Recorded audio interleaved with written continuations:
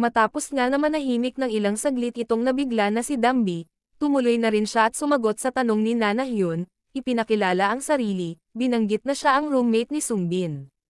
Ayon naman dito kay Nana Hyun, matapos niyang mag-hello kay Dambi, sinabi niya rin ang kanyang pangalan at kung ano kaugnayan niya dito sa ating bida, na siya ay isang kaibigan nito. Ipinaalam ni Dambi na mayroon siya dalang manok, na binili niya matapos lumabas ng company, at inalok niya itong si Nana kung interesado ito dito. Sagot ni Nana, bagaman mayroon na silang dala noong una, ngunit pwede rin naman, at ibahagi na lang ito sa isa't isa. Samantala, itong si Sungbin, hindi makapagsalita sa isang gilid, gayong natatakot talaga ito sa kung ano ang magaganap sa susunod, at tapos panay pa ang sulyap sa kanya nitong kanyang roommate. Gayunpaman, matapos na mapansin ni Dambi ang pagkabahala nitong ating bida, maya-maya lang kinindatan niya itong si Sungbin para iparating dito sa ating bida na okay lang sa kanya ito na may dinala siyang kaibigan. At dahil dito, nakahinga na ng maayos itong si Sungbin, dahil sa ginawang natural na pagkilos ng kanyang roommate, kaya naman nakaligtas siya sa matinding delubyo. Naisip niya rin habang naka-thumbs up, para na din daw siyang nalasing sa sobrang kaba. At matapos nito, habang magkakaharap na ang tatlo sa lamesa, nagpaliwanag itong si Nana Hyun kung bakit gayon ang kanyang naging reaksyon matapos niyang makita itong si Dambi. Ayon sa kanya, sinabi niya na talagang na-shock ako, at labis na nabigla matapos makita ang isang magandang babae na papasok. At sa papuri nito dito kay Dambi, agad naman siyang nagpaabot ng pasasalamat, habang itong si Sungbin, panay lamang ang pagngiti sa harap nila. Kasunod naman nito, nabigla ng sabay ang mag-roommate, matapos matanong nitong si Nana Hyun na, Sungbin roommate, bakit ka masyadong gabi na kung umuwi? Mabilis naman tumugon itong si Dambi, ipinaliwanag niya na dahil ito sa madalas niyang ginagawa na pag-overtime sa trabaho. Pahayag naman ni Nana, kung gayon, marahil mahirap ito para sayo. At sa kanilang usapan na pabulong itong si Sungbin, na masyado daw, to the point kung sumagot itong kanyang magandang ate Dambi. Samantala, hayagan tinanong ni Dambi itong si Nana Hyun, kung nagdi-date raw silang dalawa nitong si Sungbin. Tungkol naman dito, mabilis na medyo nahihiya nagpaliwanag itong si Nana Hyun. Sinabi niya na si Sungbin bukod sa kanya itong classmate, matagal ko na rin siyang kaibigan.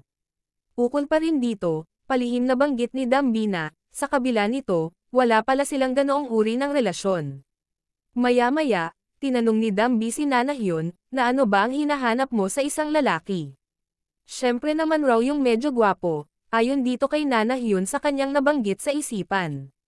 At pagkatapos, ipinahayag niya na sa totoo lang, hindi ko pa iniisip ang tungkol sa bagay na iyan.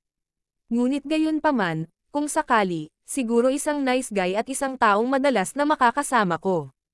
At siguro, nais ko rin ng isang lalaking magaling magluto. Dahil naman sa kanyang pahayag, nabigla itong ating bida, gayong parang siya daw yata ang lalaking tinutukoy nito. Speaking of kasintahan, nagtanong rin itong si Nana Hyun dito kay Dambi kung mayroon na rin daw ba itong boyfriend. Dahil dito, naiisip ni Dambi na ang kanyang sasabihin ay ang kabaligtaran ng ugali ni Sungbin. Kaya, binanggit niya na ang hanap ko sa isang lalaki ay yung medyo bad boy, marahil isang open na hindi masyadong nagsasalita at may common sense. But wait, ibig kong sabihin, hindi ko hinihiling na ang aking magiging boyfriend ay magaling sa pagluluto, ngunit syempre, ang gusto ko sa lahat ay iyong tunay na lalaking may magandang pangangatawan. Matapos magsalita si Dambi, nalaman ni Sungbin na wala man lamang raw kahit isang nabanggit itong kanyang roommate, na isa man lamang sa kanyang katangian. Maging si Nana Hyun, nahalata rin niya na ang type na lalaki ni Dambi ay gayong kabaliktaran ng kanyang gusto. At sinabi niya rin na pagkatapos ay dapat bang matugunan ng iyong kapareha ang bawat nais mong requirement, ngunit sinabi naman ni Dambi na kahit hindi naman. At sa pagpapatuloy ng kanilang pag-uusap, naitanong naman nitong si Nana Hyun, kung saang company nagtatrabaho itong roommate ng kanyang kaibigan. Sagot ni Dambi, nagtatrabaho ako sa marketing department ng H&G Company. At matapos malaman ni Nana Hyun ang company kung saan nagtatrabaho itong si Dambi, ay labis siyang napahanga dahil isa iyon sa pinakamalaking kumpanya.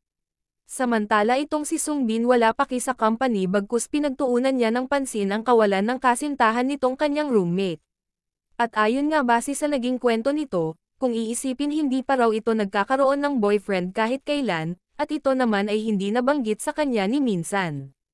Gayunpaman, kahit ganon, pinag-iisipan pa rin nitong ating bida kung ito bang si Dambi ay nagka-boyfriend na kaya noon. Dahil sa dami ng kanyang iniisip, hindi na rin yan napansin na bawat tanong niya sa sarili, patuloy rin ang kanyang pag-inom. Na siyang napansin na nitong si Nana Hyun, gayong bakit raw naman umiinom ng nagso-solo itong si Sungbin. At matapos nga nito, uminom na ang tatlo, hanggang sa dumating ang punto na nasobrahan na sa alak itong si Nana Hyun. At sa sobrang pagkalasing nito, kung ano-ano na ang pinagsasabi. Gayong sinabi niya dito kay Dambi na, "Ani, ikaw ay isang napakagandang babae. Kaya, ibigay mo sa akin ang iyong cellphone number." At dahil dito, naitanong ni Dambi kay Sungbin na kung mabilis ba talagang malasing itong kanyang kaibigan.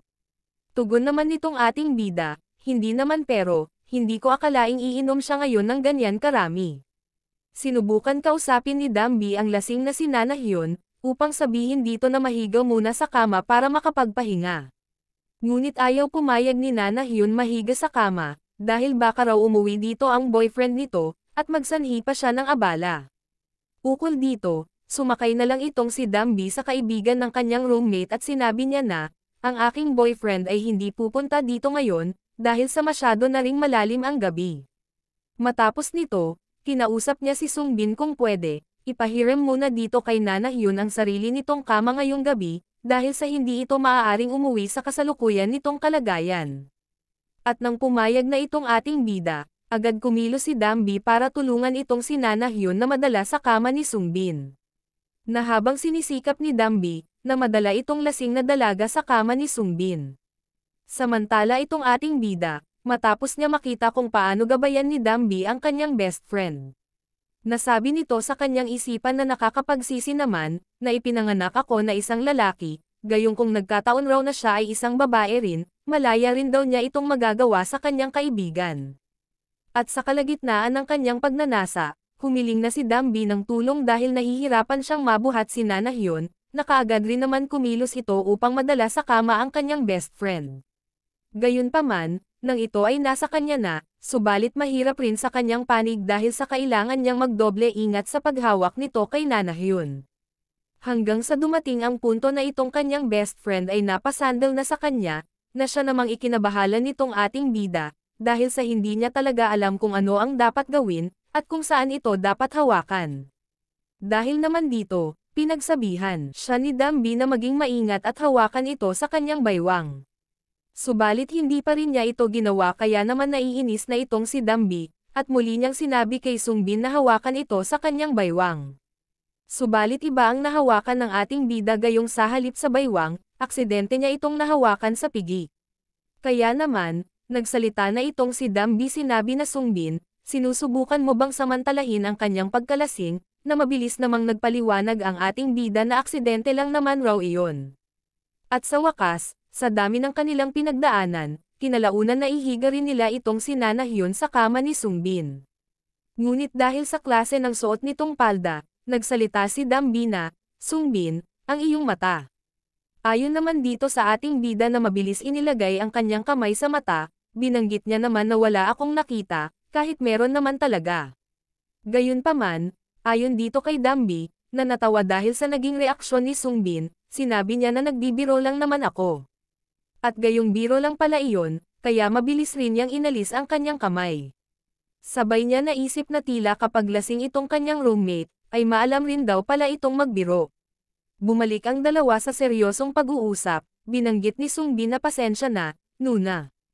Dinala ko siya ng hindi sinasabi sa iyo, dahil hindi ko rin alam na hindi ka mag-overtime sa iyong trabaho." Sumagot si Dambi, ipinaliwanag niya naman na hindi, okay lang naman ito. "Gaya ng nasabi ko sa iyo noon, pwede mo naman dalahin dito ang iyong girlfriend, kung magkaroon ka." Tungkol sa girlfriend, agad na sumagot si Sungbin, upang sabihing hindi niya girlfriend itong si Nana Hyun.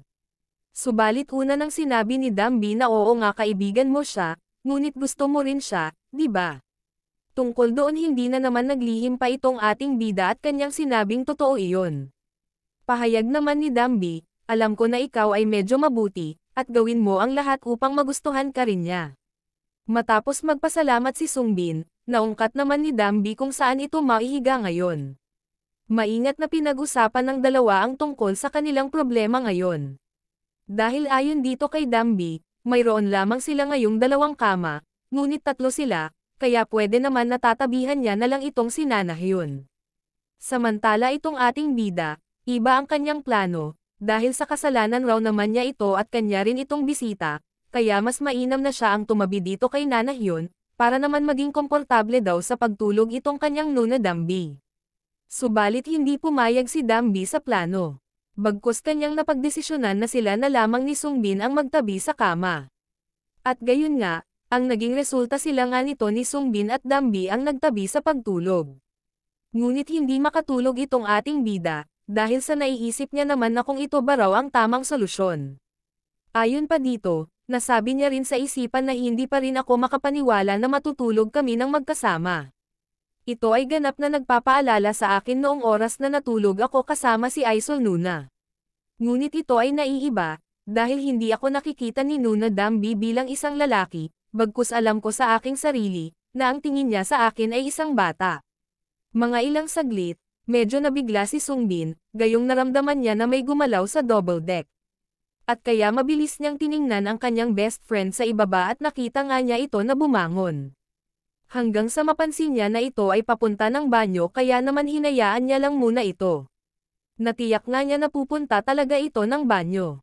At nang makapasok na si Nanahyun sa banyo, at nagsarado ng pinto, bumaling naman siya ng tingin dito sa kanyang katabi, sabay palihim sinabing kailangan ko na ring matulog, subalit hindi talaga ako makatulog.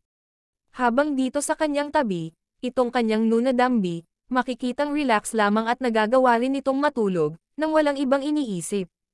Kaya, sa ngayon, sinisikap nitong ating bida na matulog na rin, gaya ni Dambi.